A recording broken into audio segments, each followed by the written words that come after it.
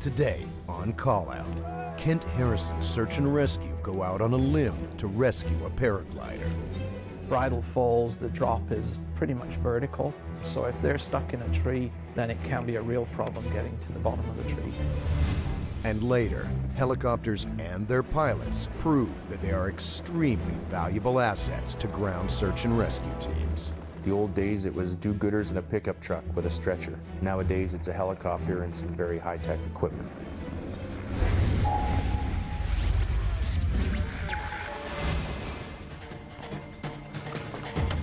Friday, 7:05 p.m. Kent Harrison SAR is called out to rescue a paraglider who's crashed in the trees near Bridle Falls, a popular recreation site near Harrison Hot Springs, 130 kilometers east of Vancouver. We received a call that an individual was stuck in a tree above Bridle Falls. Quite a common place for them to be, but we didn't have much more information at that point. On a good day at Bridle Falls, there's often dozens of paragliding enthusiasts soaring high around the steep mountain bluffs. Paragliders take off from launch sites on the mountains, using thermals and wind currents to stay aloft for hours at a time. And at some point, Mother Nature puts them all to the test. Today, Laura Oremek's turn. Laura, a paragliding aficionado from nearby South Surrey, has crashed in the forest and at this moment is teetering some 30 meters off the ground atop a 200-year-old cedar tree. Kent Harrison Search and Rescue arrive and set up their command vehicle near the paraglider landing zone below Bridle Falls. They anticipate a difficult rescue. It's a challenge in this area because Bridle Falls, the drop is pretty much vertical from where they launched from, so if they're stuck in a tree, then it can be a real problem getting to the bottom of the tree. Although the bright yellow and orange paraglider wing and chute can easily be seen at a distance from the staging area, finding its exact location within the heavily forested mountainside is a real challenge. In a densely wooded area with quite a steep slope, the most difficult part is just simply finding the tree. Because once you're in the bush, it's sometimes hard to actually see the paraglider in the tree because the canopy is too thick. Luckily, Laura's paragliding friends had seen the crash and are maintaining communications with her via handheld radios, standard equipment for many in this sport. The friends have located Laura and have returned to escort the rescue teams to her. Also on site is Scott Borley, a contract professional arborist who will assist Kent Harrison with the mission. They make their way down a steep embankment and into the woods. Meanwhile, Laura has harnessed herself to the tree and is waiting patiently for rescue, amusing herself with a video diary of this awkward situation. Okay, this is me stuck in a tree. Here's a view from my tree. I am just waiting on search and rescue at the moment, who are on their way. It is right now 20 after 7. It'll be getting dark soon, so this could get very interesting. While Laura can make light of the situation now, just hours before she was very nearly killed. She had maneuvered her paraglider onto the wrong side of a ridge and was hit hard by a downdraft. I got about 50–60% collapse on my wing. And I started to spin, and the next thing I know, the wing was right down in front of me. Losing altitude fast, Laura pulls the reserve chute to save her life. I had to throw my reserve because I had no choice. I would not have made it out of there. Getting hung up in treetops is a stroke of luck for any paraglider tumbling out of the sky. Crashing through the trees to the ground below is another story, as is the case in this previous rescue. My ankle feels like it's turning out. I need someone to lift up my toes. Lift up his toes, you get some more pressure there, guys. Sometimes the wind just throws you off guard, and this could have turned out a lot worse. And we're very, very lucky just to get away with a very light scrape and a bit of a dislocation on the kneecaps. But again, yeah, we're very thankful that this was as mild as it was. BC Ambulance is on site in the woods for this incident. Often they will stand by at the staging area while the SAR team members medevac the subject to them. Going through rough and hazardous terrain requires special training and equipment. Fortunately, a number of BC Ambulance paramedics are also volunteer SAR members. Quite often we'll have either an off-duty paramedic on our team or somebody with advanced first aid who can do a primary assessment and make sure everything's okay. And we'll then relay that information to the paramedics. Hello? Okay, I'm hearing voices. Oh, and there's people. I'm up here! 8:30 p.m. The SAR team arrives at the site and begins to set up to extract Laura from the tree.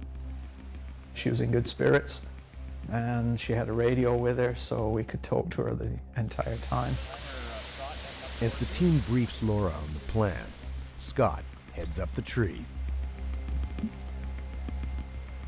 Scott will clear a path through the branches for the rope system that will follow. Darkness begins to set in as Scott gets close to where Laura is perched.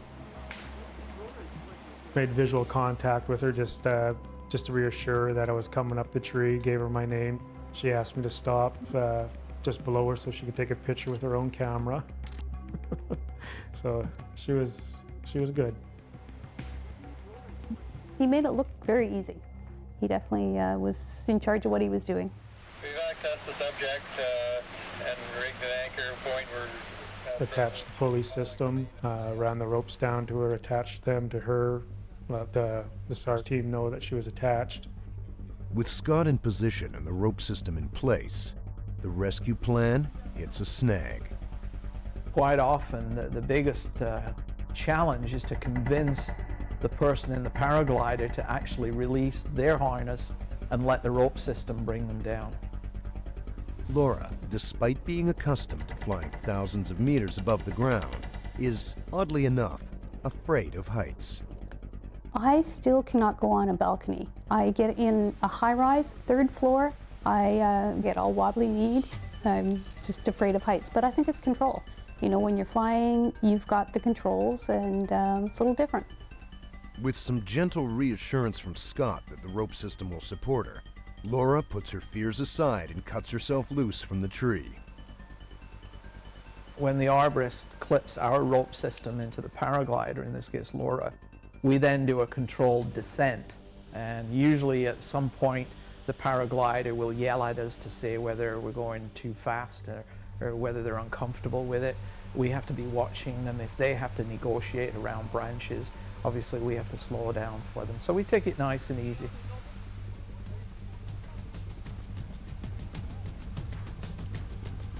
With Laura safely back on the ground, Scott de-rigs the rope rescue system from the top of the tree.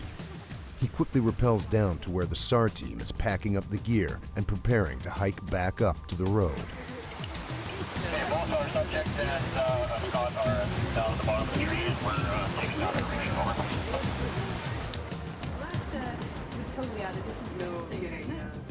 Back at the staging area, Laura and the SAR team debrief after a successful mission. Laura's rescue was fairly straightforward because she was not injured. Rescuing a seriously injured paraglider stuck high up in a tree is a whole other story. Fortunately, so far we've had very few serious injuries where paragliders have been hung up in the tree with injuries. We have a plan for it, but it has a certain element of risk to it. Involves using a long line with what we call a HETS rescue, with a rescuer suspended and basically lowering them into tree canopy and being able to actually secure the subject on the line and evacuate them. If we have to do that, that's going to be a fairly tricky maneuver. Clear. Fortunately, Laura made it through her crash without injury, and she hasn't let the experience taint her love of paragliding. She's back out there flying high and well away from the trees. When I'm flying, it's amazing. You've got a mountain range behind you and you lift up and you can look over that range and see what's behind it. And that's always one of my favorite things.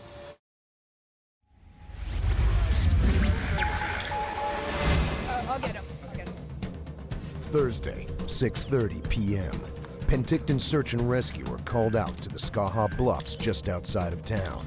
A rock climber has fallen off the cliff face. She is seriously injured and in need of evacuation.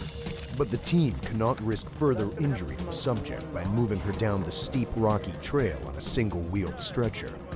They have two options.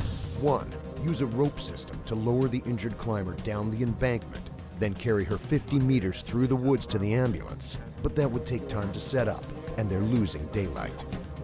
Or the second option, long line the subject out using a helicopter. What would have been a complicated rescue lasting into the night was shortened to a 30-second flight, thanks to a highly experienced SAR team and one of its most effective resources, the helicopter. With speeds up to 250 kilometers per hour and an average range of 700 kilometers, the standard helicopter used in SAR missions is a lightweight, fast, and highly maneuverable tool that is revolutionizing the way rescues are performed. The old days, it was do-gooders in a pickup truck with a stretcher. Nowadays, it's a helicopter and some very high-tech equipment. Do hover exit down where they are. Rescue by helicopter is becoming increasingly common, especially in British Columbia, where an ever-growing number of people are getting lost in the backcountry. When this happens, helicopters often provide the quickest, if not the only means of getting there. It's a great tool in BC. It's made for it, and it just gives way more accessibility for the volunteers. Peter Murray is a commercial pilot with a lifelong passion for flying. He owns and operates Vancouver-based Talon helicopters, whose clients include such industries as telecommunications, land surveying, firefighting, and film and TV. But Peter's most important role to date may be his involvement with search and rescue.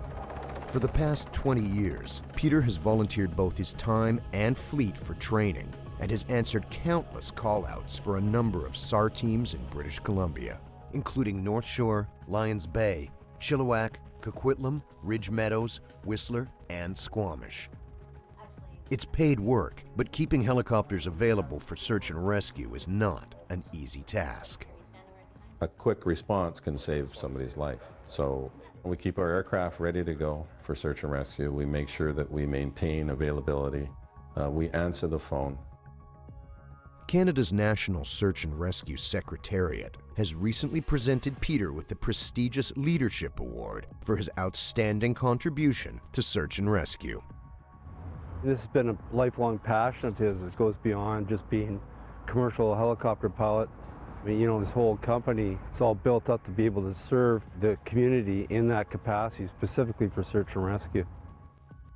Really, to me, the star of the show are the people that leave their home at 11 o'clock at night, are slogging around in these mountains in the sleet and the rain and slippery slopes just to try and help somebody out.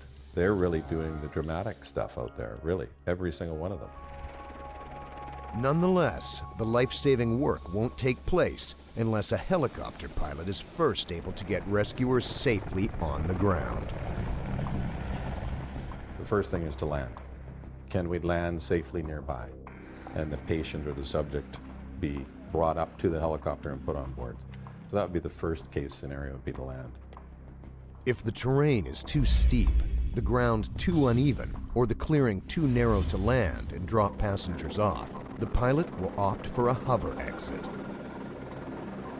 A hover entry or a hover exit is when the aircraft is actually flying and above the ground. When people climb onto the aircraft in hover entry, as their weight goes in there, the aircraft wants to tilt. So the pilot has to counteract that. As well, the weight coming in wants to sink the aircraft because it needs more power, more lift. So really what makes it safer is we train with the volunteer teams and we teach them to do that weight transfer.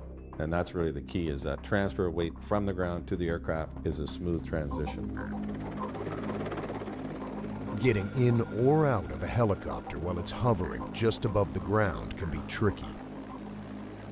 The SAR teams must move smoothly and swiftly to limit the hovering time so close to hazards.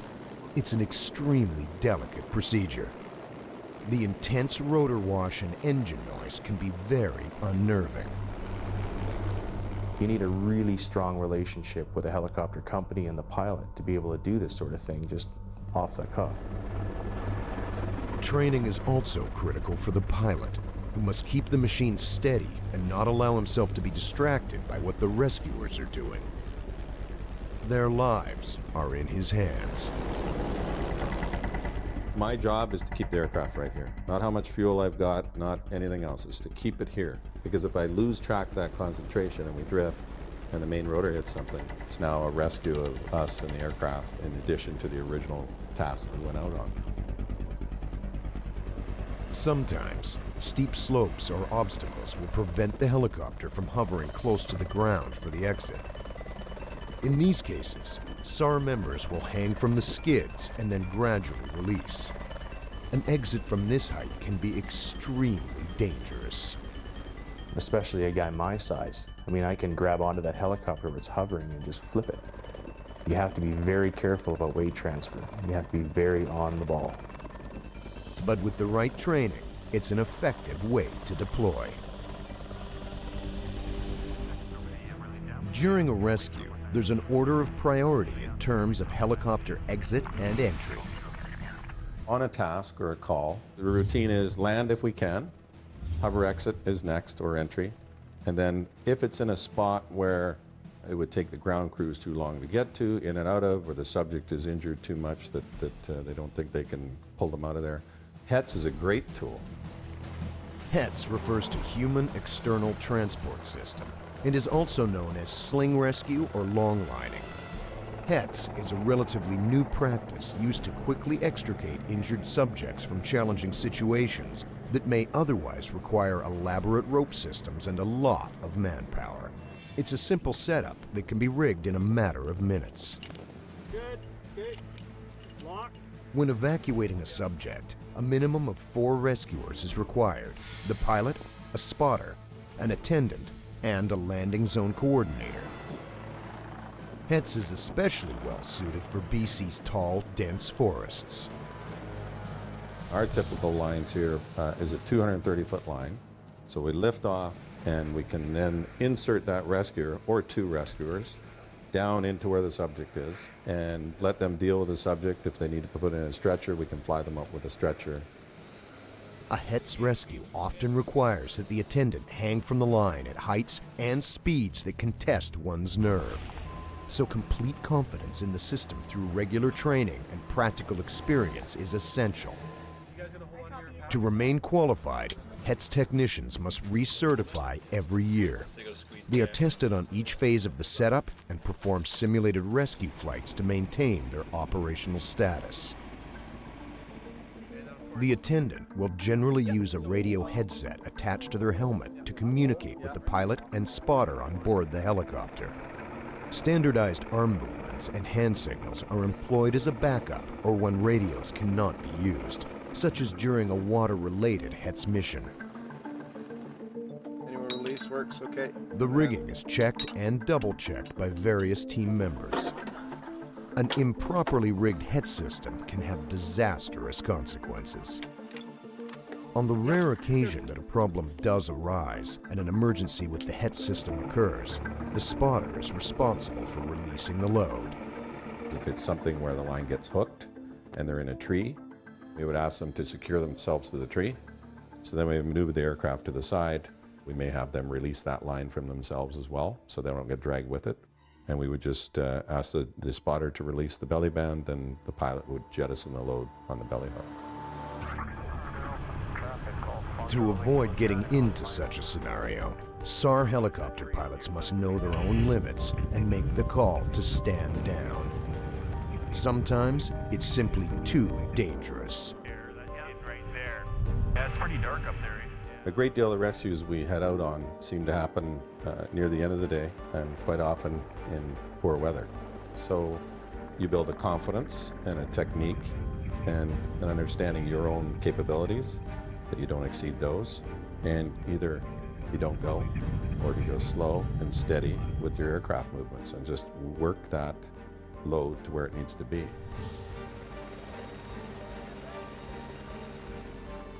personally, I find it very challenging because you're using all of your skill, all of your experience, really feeling the aircraft. And when they all kind of piece together and it goes well, you feel good. It's a great reward, you know, to do this kind of work.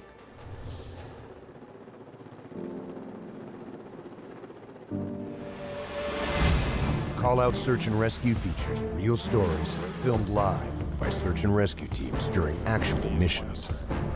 Find out more at calloutsar.tv.